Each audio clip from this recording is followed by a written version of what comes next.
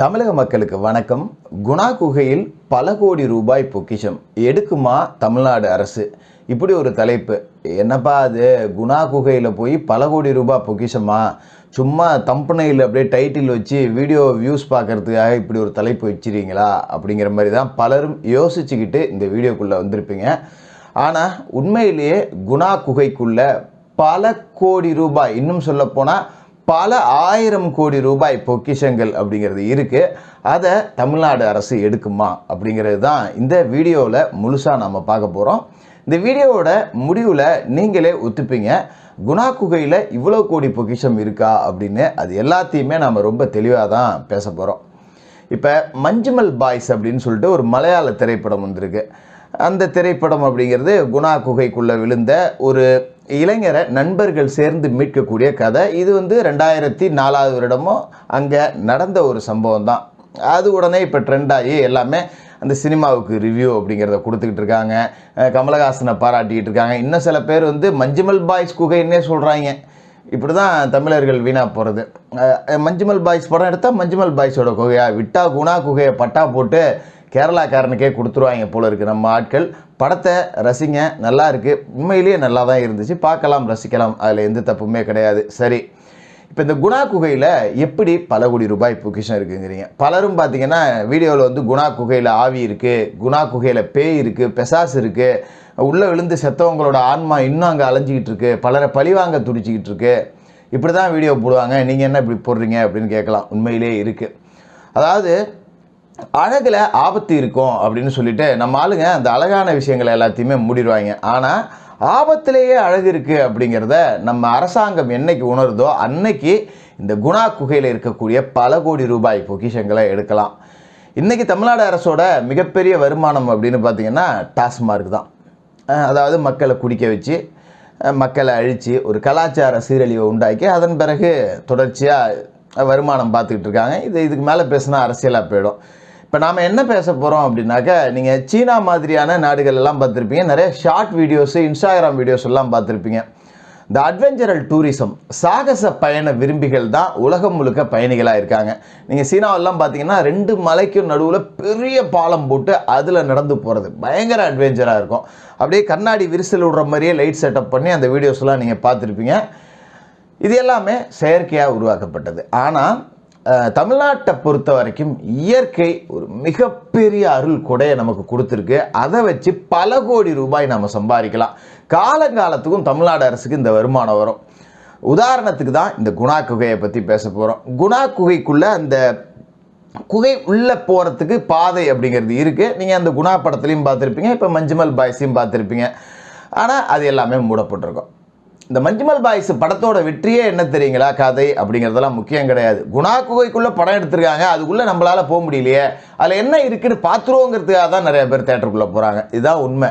அது ஒரு கியூரியாசிட்டி, ஆர்வத்தை தூண்டுறது. குணா குகைக்குள்ளே என்ன இருக்குது? நம்ம எத்தனையோ வாட்டி கொடைக்கானலுக்கு போயிருக்கோம், நமக்கும் போகணுன்னு ஆசை தான், ஆனால் விட மாட்டேங்கிறாங்களே அப்படிங்கிற ஒரு ஆர்வத்தால் போய் பார்க்குறாங்க. ஏன் குணா குகைக்குள்ளே பயணிகளை அனுமதிக்கக்கூடாது? அனுமதிக்கலாம், தப்பே கிடையாது. அது ஆபத்தான இடம், அங்கே போய் 18 பேர் இறந்துட்டாங்க, அவங்க யாருமே மீட்கப்படலை. சரி, அரசாங்கம் அந்த ஆபத்தான பகுதிகள் எல்லாத்தையுமே மூடி எல்லா இடத்துலையுமே வனத்துறையினரையும் காவல்துறையினரையும் பாதுகாப்புக்கு நிறுத்தி அந்த குணா குகையோட பாதையை சீரமைச்சு கடைசி வரை பயணிகளை அழைச்சிக்கிட்டு போனால் கொடைக்கானலோட சுற்றுலாத்துறையோட வளர்ச்சி அப்படிங்கிறது எந்த அளவுக்கு இருக்கும்? அதாவது குணா குகை பில்லர் ராக்கோட அடிவாரம் வரைக்கும் போகுது. எல்லாரும் பேசுவாங்க, வெத்தலை குண்டில் தான் போய் விழுவணும் இதில் விழுந்தா அப்படின்னு. அதாவது அந்த மலை எவ்வளோ உயரமோ அவ்வளோ உயரம் இந்த குணா குகையோட அந்த பிளவுகள் அப்படின்னு. மேலே பிளவுகளாக தெரிஞ்சாலும் உள்ளுக்குள்ளே பெரிய அளவிலான குகை இருக்குது. மனிதர்கள் நடமாடக்கூடிய அளவுக்கு, வசிக்கக்கூடிய அளவுக்குலாம் அதில் இருக்குது. அங்கே ஆக்சிஜன் இல்லை அப்படிங்கிறாங்க. இது எல்லாமே செயற்கையாக ஏற்படுத்துறதுக்கு சாத்தியம் இருக்கா இல்லையா? இப்போ சாதாரணமாக பார்த்தீங்கன்னா அட்வென்ச்சரல் ட்ரக்கிங் அப்படிங்கிறது தான் சுற்றுலா பயணிகளுக்கு ரொம்பவே பிடிக்கும். நமக்கு இயற்கையே கொடையாக கொடுத்த ஒன்று தான் குணா குகை அப்படிங்கிறது. இப்போ குணா குகையில் எந்த இடம் ஆபத்து அப்படிங்கிறீங்களோ அந்த ஆபத்துகளை களைஞ்சி அந்த பிளவுகளுக்குள்ள மக்களை எப்படி அழைச்சிட்டு போகிறது, அதுக்குண்டான ரோப்பு, நவீன உபகரணங்களை பயன்படுத்தி சுற்றுலா பயணிகளுக்கு ஒரு ட்ரிப்புக்கு இவ்வளோ அப்படின்னு வசூல் பண்ணால் எப்படி இருக்கும்? ஒன்றுமே இல்லாமல் சும்மா மேலோட்டமாக போய் பார்த்துட்டு வர்றதுக்கு 5 ரூபா டோக்கன் போட்டு இன்றைக்கி பிச்சை எடுக்காத குறையாக கொடைக்கானல் நகராட்சி நிர்வாகம் அப்படிங்கிறது எடுத்துக்கிட்டு இருக்கு. இதையே ஒரு அட்வென்ச்சரல் ட்ரெக்கிங்காக எந்த அளவுக்கு மனிதர்களால் நுழைய முடியுமோ அந்த அளவுக்கு சுற்றுலா பயணிகளை அழைச்சிக்கிட்டு போய் இதுக்கு ஒரு தொகை அப்படிங்கிறத வாங்கினா எப்படி இருக்கும்? இன்றைக்கெலாம் எவ்வளவோ நவீன உபகரணங்கள் அப்படிங்கிறது வந்துருச்சு. அதை பயன்படுத்தி குணா குகைக்குள்ளே அழைச்சிட்டு போகிறது, அதுக்கான பாதையை சீரமைக்கிறது, உருவாக்குறது, வடிவமைக்கிறது அப்படிங்கிறதுலாம் ஒரு பெரிய விஷயமே கிடையாது. அரசாங்கம் நினச்சா செய்யலாம். சாதாரணமாக இன்றைக்கி பேரிச்சம் லேக்குக்கெலாம் போகிறதுக்கு பார்த்திங்கன்னா வண்டி வாகனம் இருக்குது, அதுக்கான சார்ஜ் பண்ணுறாங்க. இந்த குணா குகைக்குள்ளே வண்டி வாகனத்தில் போக முடியாது, மிருகங்களை பார்க்க முடியாது. இப்போ மிருகங்கள் வந்து நீங்கள் எங்கே போனாலும் ட்ரெக்கிங்கில் பார்த்துடலாம். நிறைய இடத்துல பார்த்தீங்கன்னா இந்த அனிமல் ட்ரெக்கிங் ஃபாரஸ்ட் அப்படிங்கிறதுலாம் நிறைய இடத்துல இருக்குது, தமிழ்நாட்டிலையும் கூட இருக்குது. ஆனால் குணா குகை மாதிரி பூமிக்கு உள்ள தன்னை மறந்து போகக்கூடிய இடம் அப்படிங்கிறது பெருசாக எங்கேயுமே இல்லை. அப்போ இயற்கையாகவே நமக்கு இப்படி ஒரு இடத்த கொடுத்துருக்கு அப்படிங்கும்போது அதை பயன்படுத்திக்கிறதுக்கு அரசாங்கம் ஏன் தயங்குது? ஒரு சுற்றுலா பயணிக்கு 200 ரூபாய்னு வச்சிங்களேன், மிக குறைவாகவே நான் சொல்கிறேன். கொடைக்கானலில் இருக்கக்கூடிய குணா கேவோட முடிந்தவரை அடிவாரம் வரைக்கும் அழைச்சிட்டு போயிட்டு கூட்டிகிட்டு வரோம். ஒரு பயணிக்கு 200 ரூபாய் அப்படின்னு வச்சுக்கிட்டா லட்சக்கணக்கில் தருவாங்க. சர்வசாதாரணமாக சுற்றுலாத்துறைக்கு ஒரு மிகப்பெரிய வளர்ச்சி அப்படிங்கிறது கிடைக்கும். இவங்க அழகில் ஆபத்து இருக்குது அப்படின்னு அதை மூடிடுறாங்க. அப்போ ஆபத்துக்கு பயந்துக்கிட்டு நம்ம அழகை ரசிக்கிறதையும் விட்டுறோம். மூட்டைப்பூச்சிக்கு பயந்து வீட்டை கொளுத்துற கதை அப்படிங்கிறது இதுதான். அதையே அந்த ஆபத்துகளை சரி செய்து அந்த அழகை பார்க்கறதுக்கு, அந்த அட்வென்ச்சரை ரசிக்கிறதுக்கு, அந்த த்ரில்லை அனுபவிக்கிறதுக்கு அரசாங்கம் ஏற்பாடு செஞ்சு அதுக்கு ஒரு தொகையை நிர்ணயம் செஞ்சதுன்னா குணா குகை பல கோடி ரூபாய் புதையல் மாதிரி அரசாங்கத்துக்கு கொட்டிக்கிட்டே இருக்கும். இது நான் முட்டாள்தனமாக பேசுகிறதா கூட பலர் நினச்சிக்கலாம். போய் செத்துட்டா என்ன பண்ணுறதுன்னு அதுக்கான பாதுகாப்புகளை உருவாக்குங்க.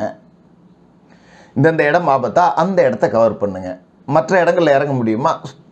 நல்ல உபகரணங்களோட சரியான பாதுகாப்பு நபர்களோட அனுப்பி வைக்கிறதுக்கு முடியுமா முடியாதா? இப்போ சாதாரணமாக ஒரு உதாரணத்துக்கு எடுத்துக்கிறேன்னா, இப்போ நீச்சல் தெரியாதவன் குளத்தில் குதிக்கிறதுங்கிறது ஆபத்து, அவன் இறந்துருவான். ஆனால் அவனுக்கு நீச்சல் பயிற்றுவிக்கிறதுக்கு ஆட்கள் இருக்காங்கல்ல, அது மாதிரியான நபர்களை உருவாக்குங்க. அதுக்குள்ளே போகக்கூடிய அளவுக்கு வீரர்களை உருவாக்குங்க. வனத்துறை, தீயணைப்புத்துறை, காவல்துறையிலேருந்து பயிற்சி கொடுத்து வீரர்களை உருவாக்குங்க. அவர்களை அனுபவசாலிகளாக்குங்க. அதன் பிறகு அவர்களோட இந்த சாகச பயண விரும்பிகளை உள்ளே அழைச்சிக்கிட்டு போய் அதுக்கு ஒரு பெரிய தொகை நிர்ணயம் செஞ்சால் கோடிகள் கொட்டக்கூடிய ஒரு இடமா குணா கேவ் அப்படிங்கிறது இருக்கும். அது மட்டும் இல்லாமல் இன்னும் பல இடங்கள் இது மாதிரி இருக்குது. இந்த மதிகட்டான் சோலை அப்படின்னு சொல்லுவாங்க. அங்கே உள்ளே இருக்கக்கூடிய தாவரங்கள் வந்து மனதை மயக்குது, மதியை இழக்க செய்து அப்படின்னு சொல்லி யாரையுமே விடுறதில்லை. ஆனாலும் இன்னைக்கு மூலிகை ஆராய்ச்சியாளர்கள் பலர் அதுக்குள்ளே போயிட்டு வந்துக்கிட்டு தான் இருக்காங்க. என்ன காரணம் அப்படின்னா, இப்போ யாருமே போக முடியாது அப்படிங்கிற இடத்துல ஒரு அச்சமூட்டியே வச்சுருந்தோம்னா அதுக்குள்ளே சட்டவிரோத காரியங்கள் நடக்கிறதுக்கான சாத்தியம் அதிகமாகிடும். என்ன சொல்லலாம், வனவிலங்குகள் அதுக்குள்ளே இருக்குது, வனவிலங்குகள் அச்சப்படும் அப்படின்னு. நம்ம அவ்வளோ பெரிய விலங்கு நல ஆர்வலர்கள்லாம் யாரும் கிடையாது. அப்படிலாம் பார்க்க போனோம்னா உலகம் முழுக்க வனவிலங்குகள் இருந்த இடம் தான். இன்றைக்கி கூட பாம்பு வீட்டுக்குள்ளே வந்து அடித்து தூக்கி கடாசுற ஆட்கள் தான் அதிகமே தவிர அதை ரெஸ்கியூ பண்ணி வெளியே விடக்கூடிய ஆட்கள் அப்படிங்கிறவங்க கிடையாது.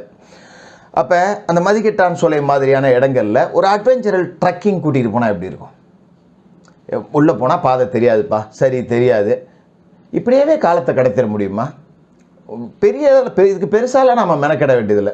ஒரு பெரிய ரோப்பை கட்டி விட்டு இந்த ரோப் வழியாகவே போயிட்டு இந்த ரோப் வழியாகவே நடந்து வெளியில் வந்துடலாம். வேறு பாதையெல்லாம் நீங்கள் யோசிக்க வேண்டியதில்லை.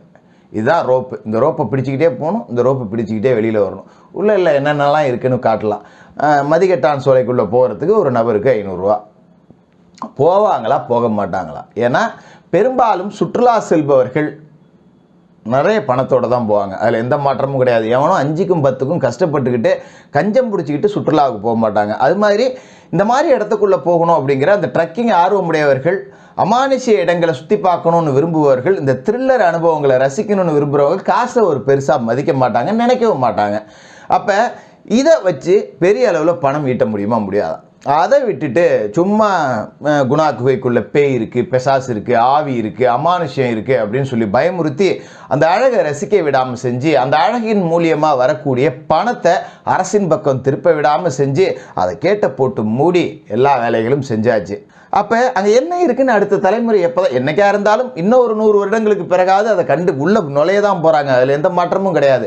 அதை இப்போவே நாம் பயன்படுத்திக்கிட்டோம்னா அரசிற்கான வருமானம் அப்படிங்கிறது சாராயத்திலேருந்து எதிர்பார்க்கணும்னு அவசியமே கிடையாது. ஓரளவுக்கு குறைக்கலாம்ல. குணா கேவால மட்டுமே அப்படியே டாஸ்மார்க்குக்கு நிகரான வருமானம் வந்துருமானா வராது. ஆனால் இன்னும் பல குணா கேவுகள் கண்டுபிடிக்கப்படாமலே இருக்குல்ல. அதை எல்லாத்தையுமே கண்டுபிடிச்சோம்னா நிச்சயமாக டாஸ்மார்க்கை முறியடிக்கக்கூடிய அளவுக்கு சுற்றுலாத்துறையோட வளர்ச்சி அப்படிங்கிறது இருக்கும். டாஸ்மார்க்குக்கு மாற்றாக சுற்றுலாத்துறை வளர்ச்சி கண்டால் மட்டும்தான் அரசாங்கத்துக்கு வருமானத்தை ஈட்ட முடியும். இன்றைக்கி சுவிட்சர்லாந்து எடுத்துக்கிட்டிங்கன்னா வேலைக்கே போகாட்டியும் சரி ஒரு குறிப்பிட்ட தொகை மாதம் மாதம் அரசாங்கம் வீட்டுக்கு கொடுத்துரும். எல்லாமே ஃப்ரீ. எதனால் முடியுது?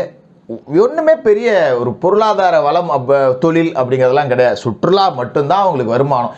இதை வச்சே சுவிட்சர்லாந்தால் சாதிக்க முடியுதுன்னா ஏன் இயற்கையோட அருட்கொடையான இந்தியாவால் குறிப்பாக தமிழ்நாட்டால் சாதிக்க முடியாது? குணா குகைக்குள்ளே நான் சொன்ன மாதிரியே பல கோடி ரூபாய் பொக்கிஷம் அப்படிங்கிறது கொட்டி கிடக்கு. அல்ல குறையாத பொக்கிஷம். சுற்றுலா அப்படிங்கிறது ஒரு நாளும் நின்று போகவே போகாது. வந்துக்கிட்டே தான் இருக்கும். காலம் காலமாக மக்கள் அடுத்த தலைமுறை உருவாகிக்கிட்டே தான் இருப்பாங்க. அதை ரசிச்சுக்கிட்டே தான் இருப்பாங்க. பீச்சுக்கு எத்தனை தடவை போனாலும் ஒவ்வொரு தடவையும் பீச் அப்படிங்கிறது நமக்கு புதுசாக தெரியும். சென்னை போகிறவர்கள் மெரினா பீச்சுக்கு போகாமல் வரவே மாட்டாங்க. ஆனால் எத்தனையோ தடவை பீச்சுக்கு போயிருப்பாங்க. ஆனால் ஏன் திரும்ப போகிறாங்க? ஒவ்வொரு வாட்டியும் பீச் அப்படிங்கிறது புதுசாக தெரியும். இதுதான் இயற்கைக்கு உண்டான ஒரு மிகப்பெரிய வரப்பிரசாதம். அது மாதிரி தான் இந்த மாதிரியான ட்ரெக்கிங் இடங்களை, த்ரில்லர் இடங்களெல்லாம் எத்தனை தடவை போனாலும் ரசித்து பார்ப்பாங்க. அதுக்காக எவ்வளவு தொகை கொடுக்கவும் மக்கள் தயாராக இருப்பாங்க. அதுலேருந்து வரக்கூடிய பணத்தை எடுக்கிறதுக்கு அரசு முன் வருதா அப்படிங்கிறதான் பார்க்கணும். இந்த குணா குகை மாதிரியான பல சுற்றுலா தலங்கள் இருக்குது. இதுலேருந்து கிடைக்கக்கூடிய பொக்கிஷங்களை எடுத்தால் டாஸ்மார்க்கோட எண்ணிக்கையை குறைக்கலாம். அரசு செய்தான்னு பார்ப்போம்.